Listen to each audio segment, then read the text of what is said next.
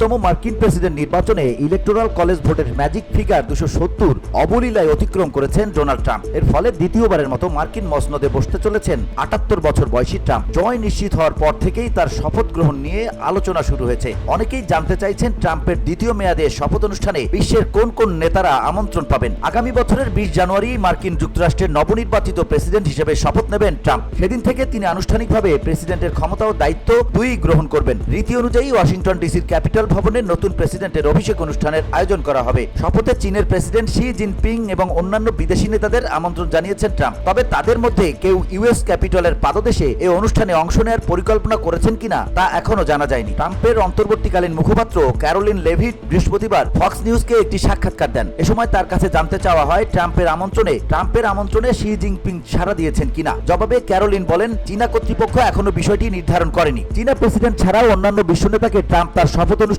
আমন্ত্রণ জানিয়েছেন, কিন্তু তাদের কারো নাম নির্দিষ্ট করে বলেননি ক্যারোলিন। সিবিএস নিউজের তথ্য অনুযায়ী নভেম্বরে নির্বাচনের পরপরই আমন্ত্রণ পাঠানো হলেও এখনো নিশ্চিত নয় শি জিনপিং এই আমন্ত্রণ গ্রহণ করবেন কিনা। এদিকে ট্রাম্পের শপথ অনুষ্ঠানে বিশ্বের বিভিন্ন দেশের নেতাদের আমন্ত্রণ জানানো হলেও রাশিয়ার প্রেসিডেন্ট ভ্লাদিমির পুতিনকে এখনো আমন্ত্রণ জানানো হয়নি বলে নিশ্চিত করেছে ক্রেমলিন। এর কারণও স্পষ্ট নয়। শপথ অনুষ্ঠানে বিভিন্ন বিশ্ব নেতাকে আমন্ত্রণ জানানো প্রসঙ্গে ক্যারোলিন বলেন, এটা একটা উদাহরণ। ট্রাম্প এমন দেশগুলোর নেতাদের সঙ্গে একটি খোলামেলা আলোচনার পথ তৈরি করছেন যেগুলো শুধু যুক্তরাষ্ট্রের মিত্র নয়, প্রতিপক্ষ প্রতিযোগীও। ট্রাম্প যে কারোর সঙ্গে কথা বলতে ইচ্ছুক, তবে তিনি সবসময় যুক্তরাষ্ট্রের স্বার্থকে এগিয়ে রাখবেন।